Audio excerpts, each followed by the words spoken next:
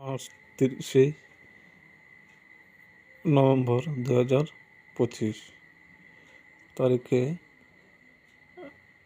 আমি সকালবেলা 12টা বাজে, তখন কিছু খাইনি।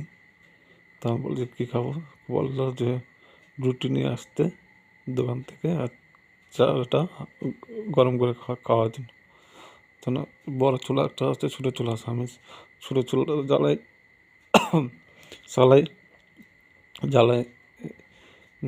জ্বালানোর পর দেখি আমি বড় চুলা দেখিনি, সুইচটা অন করে রেখে দিই। আমি সেদিন দেখিনি যে কোনো একটা আগুন লাগানোর চেষ্টা করেছিল রীতিমতো জড়িত আছে তার আত্মীয় স্বজন।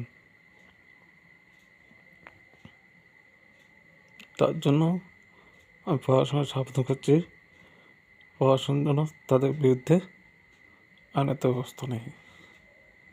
জয় হিন্দ।